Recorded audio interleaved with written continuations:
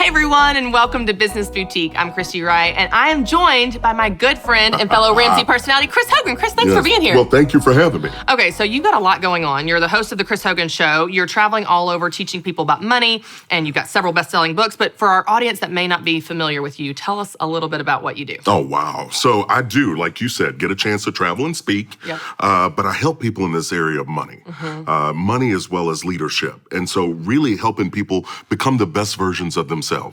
And why do I do that? It's similar to your story, Christy. I've been the recipient of people that cared enough about me to push me, people that coached me, to help me get better. And so I feel this obligation to help other people get better, whether it's in their leadership, in their business, or even dealing with their money. Yeah, it's interesting because I feel like you're kind of branded as a financial and leadership expert, but you and I both know, we just did the Dave Ramsey Show recently, it's not just that one area of your life. That's right. Your money bleeds into other areas of your life. Relationally, you know, some of the calls we were talking about the relational dynamics. And so even though you may help people as a finance expert, you really are helping them with their life. No, you're absolutely right. But here's the thing.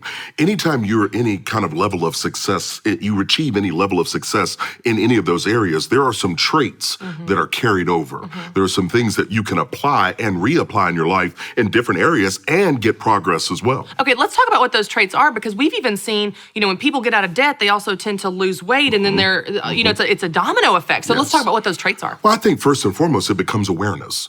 You start to look at things and you start to understand that better's available. Like that's one of the things that was a driving force for me. Going, this is where I am right now, but where do I want to be? I'm getting ready to tell you something. I don't want you to steal it. I'm going to. Okay, listen, it's called the AAA process. This is where you assess, you acknowledge, and you activate. And what I mean by that is assess where you are, take a hard look, and be real with you. Now, that's scary for some people. It is, but you have to do this. You've got to get real with yourself and look at it and go, this is where I am. In any area of your life. Any area. You can look at finances and relationships, your own health, but you have to be honest about where you are. Then I want you to acknowledge that better is available, meaning you can improve. And that whether it's with your relationship with your kids, if it's your own relationship, if it's your health, your money, acknowledge that better's available. The third one, A, is activate. This is where you got to take action. This is where you're beginning to sacrifice things that you give up because it's worthwhile, but you're getting the right people around you, but you're activating a plan of action that puts you on the path. Okay, I get activate. Let's go back to acknowledge really quick, because I think this is hard for some people that have never had better, maybe even never seen better. And you know, you and I are the recipients of people that have invested in us. We're also the recipients of, we have experienced the fruits of our hard work in life, and we've seen and experienced that better is available, so that makes you want to go after better because you've experienced it.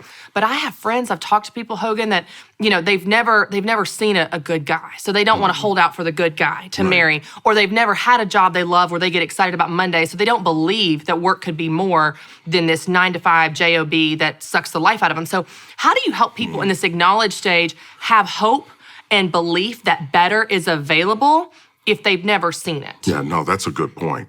Listen, I'm around people that are better at being social than I am. I'm around people that are better fathers than I am. And so spending time with them, I get a chance to see them in their environment. And it causes me to then go introspective and go, man, I want some of that. I'm willing to improve. Listen, I know people are stuck in all kinds of things. Stuck in dead-end relationships, stuck in dead-end jobs. I think we get unstuck when we start to really think, what do I want and what am I willing to give up to get there? And so it might be a matter of you reaching out and having some conversations. It goes back to being honest with yourself, like you said. But you've got to acknowledge that, hey, I don't have to stay here. I tell people all the time, where you are right now doesn't have to be where you end up unless you stop. And I think that's really important in the mindset, just because I think what you tell yourself is so vital. Oh, that's good. And I think some people are playing some very mean, nasty words in their own mind. And we have to stop that, because you will be defeated before you get to the start line if you do that. So change the track. Tell yourself some encouraging words. I'm not where I want to be, but I know where I want to go. And I know what I'm willing to sacrifice to get there. And I'm getting the right people in my corner, and I'm not done yet. That's what I want people to tell yourself. You're not done yet. And I told people life will knock you down. You've been knocked down. I've been knocked down. But here's the reality. I get to be the referee. I'm not going to count myself out. I'm going to climb up on that rope and get back up and go back toward what I want. I love that visual. It makes me think of what Dave talks about all the time too, when you're talking about people in your corner that maybe you haven't seen a successful marriage. Maybe you haven't seen people that love their job. But if you get around people that have that, you begin to learn from them. Dave talks about, I want to be around people that have great marriages if I want to improve my marriage, or people that are great at their faith, that read their Bible, that are growing in their faith if I want to grow in my faith. So you get around people that have those qualities that you want in your life. So you're like, maybe I don't have it today, but by being around it, I'm learning. But here's the thing. Our good friend Rachel says what? Comparison is the thief of joy. Yes. So it's okay to be around people that are better, but don't do the negative. Don't do the negative and go where you get envious or jealous of what they have. What I want you to do is become a student. Well, how do they have that? What are they doing to get there? And then most important lesson, how do I apply that in my life so I begin to get better? And so it takes a level of maturity to do that. But people that want better make that decision, and they're willing to give up and be uncomfortable and even have some uncomfortable conversations with people for the sake of them improving. Why? Because who stands to gain? If you're a parent and you get better as a parent, your kids stand to gain. If you get better as a friend, your friends stand to gain. And I just think there's more to this life than just us alone. Let it. I love the idea of let it inspire you, because if you have the posture of humility of being a student, I love that. We were just talking about this because we collaborate a lot on talks and that kind of thing. It'd be easy to look at someone that's a better speaker and be like, oh, well, I'll never be as good as them. It's like, no, let me go learn from them. Let me say, hey, will you sit down and help me write my talk? Or will you help me, write some jokes or whatever in there? One of the things that you talk about a lot, and this is similar to kind of your AAA strategy here, is people just let life happen to them.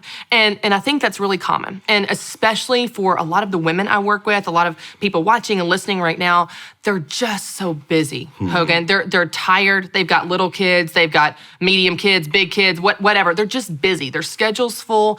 And they think, well, when things slow down, then I'll get strategic. When things slow down, then I'll grow and do the 3 A's. When things slow down, and it's like things never slow down because they're just right here. They've got these blinders on. Just got to get through today. Got to get through today. Got to get through the day. So how do you help people get out of the day-to-day grind, out of the day-to-day weeds, and not just let life happen? Because you'll go years, decades of your life just letting life happen to you if you don't change something. You're so right. Being passive will cause you to miss out on all kinds of opportunity. We've got things buzzing, ringing, and dinging in our lives all the time. And I think until we make a decision to stand up for ourselves, and that's hard for women. Women are caretakers and givers. I grew up around strong women in my life. My grandmother was my best friend. My mom, my best friend, as well as my aunt, the 3 strong women. So I know the value of women and what they bring to the table. I'm a product of a single parent. So I think it's really important for women to make sure they understand that your voice counts. You have to make sure that it's somewhere in the priority list. You got to make your top 5 for you. And that means carving out time for you. And that doesn't mean, when I say that, people automatically think quantity of time. No, I'm talking quality. Agreed. And that's where you might take a couple of hours and listen to some music, take a walk, do some stuff for yourself. The kids can't have everything. Here's what I've learned. Givers struggle to receive. They struggle. It's hard for helpers to accept help. But the mindset is if you have that heart to want to help other people, until you allow other people to refill you or you refill your own tank, you don't have anything left to give. And the most dangerous thing is a person that's behind E, beyond empty, because it takes so much to come back. So give yourself some time. Be intentional with what fills your heart. And it's okay. It's not called being selfish. It's called self-care. That's good. Okay, so I want to ask you about a quality that I think you're really good at. It's something I think that God has gifted me with, and it's something that I think is vital to being able to do what we're saying. Confidence, okay? Because so many people, they want to make a change, but when you make those changes, when you assess and acknowledge and activate, some people may not like it. It may be different than how your mother does it, or how your mother-in-law does it, or how your friends do it, or you're doing what? You're sending your kids to what school? You're doing what with your money? And they'll have opinions and judgment, and you have to have a good bit of courage, a good bit of confidence to say, yes, this is how I'm doing it. Yes, this is where I'm sending my kids. Yes, this is how I'm spending my money. Or yes, I'm going to be debt-free. Or whatever those things that rub against those people that may not, agree with you. So let's talk about how do you, I always tell people confidence is a skill. It's not a personality style. You can learn this skill. So let's talk a little bit about how to create courage and confidence to be able to make these changes we're talking about. I'm going to go back to one of the strongest women in my life, Mama Hogan. Okay. I'll never forget. I was about 12 years old. I was sassy. Okay, sure. I was bumping my gums and doing something. And she had told me, and she hit me with this line, and I'll never forget it. She goes, "Oh, baby, I'm not debating, I'm stating." okay? And it just kind of sunk. Yeah. And I was 12, so I had that teenage brain, which was dumb. So she said it again, I'm not debating, I'm stating. That statement stuck with me. And it's kind of this mantra that I have. When I know something that I want in my life and I'm chasing it, I'm not worried about people's opinions. They're like yesterday's. Everybody's got an opinion. I'm not debating with you. We're not doing a back and forth. Right. I'm stating what I want, what I'm willing to sacrifice to get there. Right. And you're right, it does come to confidence, but it comes from that inner belief that I'm not gonna stop until I get where I wanna go. Right. And so I just think it's a mindset. I'm okay with people having differing opinions, Right. but ultimately I'm in control. Yeah. You know, we did the largest study of millionaires ever done. Right. Talked to over 10,000. 98% of these everyday millionaires had this belief. They believe they control their own destiny. 98%. And when you have a mindset of controlling your own destiny, you don't become a victim and you don't look to blame others. Right. You own it. And I think that ownership and that self-responsibility and intentionality are absolutely crucial for people being successful. Yeah, I love that because it applies to money, but it applies to anything. Anything. Like that you are in control of your destiny. Yes. And what I tell people all the time, because I think a lot of people wait around for permission, like waiting for permission to win, permission to be successful, permission to be a millionaire, permission to pursue that career, whatever the thing is. And I'm like, you don't need permission. Like you already have it. Do you remember the field trips we used to take in grade school? Where you had to get the permission slip yeah. signed? Oh, yeah. And if your parent didn't sign it or guardian, you couldn't Right, go. right. See, I feel that same way. I talk about it in my book. right. As an adult, we don't have permission slips anymore. Yes. You get to sign your own. And so when are you going to give yourself permission to dream, permission to try, but also permission to fail? Like I think we get so worried about failing that some of us don't try. I want us to think more like a scientist. Scientists never fail. You ever notice that? What? Read. They'll talk, they say the experiment failed, but they never fail. I don't know why we have that same kind of, we can adopt that same mentality where I tried this thing and hey, it didn't work. And there's this reason and that reason, maybe I didn't try hard enough, but here I go again, right? And I think that kind of spirit it can change the perspective for people. And it's interesting too, because as you begin to take some of these steps, live life on your own terms, you take control, you stop waiting for permission. What I've found is you will inspire people to do the same thing. Because so many of people's opinions that don't agree with is a lot of times just envy. They're like, man, I wish I had the courage to do that. I wish I had the courage to go out, branch out and do something different. And you might even inspire people, even if your confidence is shaky. You're just, doing the best you can to stand up to that person and say, I am stating, not debating. You may be shaking, your voice might be shaking, but you're going to do it anyway. As you practice and strengthen that confidence muscle, you might even inspire people to do the same thing. Well, that's absolutely right. Have you ever noticed as we've gotten older, you got some friends you've gotten closer to, and some have kind of fallen off? I think it's the same in business where we tell people all the time, what got you here won't get you there, right? Meaning what worked to get you to this point may not work moving forward. I think the same can be said with certain people in our lives. There are some people that you will have that are close, and there are some that probably are maybe too close. Maybe they have a negative attitude or maybe they're holding you back a little bit. So I want people to even assess the close relationships that you have. Who do you have? Who's missing, right? And what do you need more of? But I tell people the best way to get guidance is to be a person that gives it. Meaning look to find other young people, look to encourage. That's a mindset for me. And that's why I'm on this planet. My goal is to coach people, whether it's in money or leadership or business. And so I'm not confused about that. I've embraced it and now I want to sharpen those skills and get better. I love it. So one of the things you talk about when you're coaching people is the American dream. It's alive and well. And this really is, you talk about it with money and what money can do for you in retirement and being a millionaire. But like we're saying, this can be transferred to any aspect of your life. So talk a little bit about what you've seen in your research and how the American dream is still alive and well. Well, it was a media hit where someone made the statement, the American dream is dead and gone. Oh, wow. And I remember sitting there going, you've got to be kidding me. I know there's a single mom out there or a single dad, a widow or widower that's hearing this. And so my heart immediately got frustrated. I wanted people to know what's possible. We've been helping people with money here for over 25 years. I've been here for almost 15. I know what can happen. And so I wanted people to know that, hey, it's okay to dream. But here's what I found, Christy. There are 3 things that have to happen in order for you to make that dream happen for you. You've got to believe that you can. No, believe that you can. Most people will say, you don't understand, Chris, where I grew up or where I went to school or didn't go to school. I go, no. I'm not worried about all that. What do you believe is possible for you? And then after the belief comes knowledge. You've got to grow in your knowledge. We've got to learn more than we know right now. And then finally it gets back to actions. I've got to start to budget. I've got to start to invest. I've got to start to treat my business like a business, not a hobby. I've got to start to see me with having value, right? And see that I'm not a finished product. I'm not where I want to be yet, but I'm not done. Okay, so you talk about fear too, because I would imagine that as you go through these steps, that helps relieve some of the fears you might have. You tell people all the time, don't let fear dictate your financial future. That's right. So is that something where as you take these steps, it helps kind of relieve those fears? Because all the unknowns, you know? Well, here's the thing about fear. Fear is very real. But here's what I enjoy about fear. I know that sounds like a weird statement, but what I enjoy about fear is that it gives me awareness. It gives me awareness of what's a threat and what am I willing to do and what I'm not willing to do. It gives me boundaries. And so fear is very real, but I don't want it to dictate you. And it's amazing. I had to sit down and really here recently write down, what am I fearful of, right? As a parent, you're always fearful of something happening to your child or fearful of not reaching potential. You have to sit down and look at that. But when you stare at that and you look at it, then you go, okay, what's controllable and what's not? What can I control and what can I, right? And so it's one of those things for me, it gave me more confidence. I'm not worried about pleasing everybody. I'm trying to help the right somebodies. Yeah, I love the idea of writing it down because that's one of those things where it's like when it's in your head, it feels overwhelming. It feels scary, it's big, it's ambiguous, it's unknown.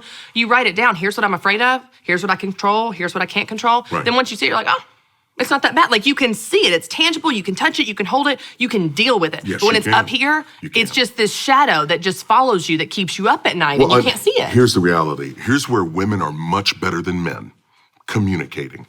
And so for those ladies out there, if you have that fear, I want you to find somebody to talk to. Like I want you to sit down and talk about those things that are on your head and your heart. Because like you said, once you get it out, it's either not as big as you thought it was, and it becomes this thing where I'm also a verbal processor. You are too, okay? That's why your husband, Matt, I like you, Matt. But verbal processors mean as you're talking, you hear things and you start to think. That's why I think it's so important for us to be social. Isolating is terrible. Do not do that. I've done that a time or two, and it's not a good thing. We need other people in our lives. We need to be able to communicate, but you need people you can trust. And so get a few people that you can really count on and be real with them. Share it and watch what happens. You guys will start to encourage each other to chase your dreams. Well, I love that because if we were going to get spiritual here for a second, I think the enemy really gets a foothold in our thoughts. He says, oh no, don't share it. Don't say it out loud. It's like that's where just the fear grows in the darkness. The moment you say something out loud, like, hey, I'm really afraid of this thing, it loses its power over you. And then you allow that other person who you trust to speak into it and say, well, that's not true, and here's why. And that would never happen, and here's why. And here's what I believe about you, and here's what I've seen in you. And they can just speak life over you that immediately that fear loses its hold on you. But as long as you keep it in your mind, it has power over you. It grows and grows and grows. So I love the idea of getting it out. My grandmother told me, she goes, honey, you can't control what pops into your mind, but you do control how long it gets to stay there. I love that. And so even with fear or negative thoughts, what I want people to do is just have some good things, have some things you're grateful for.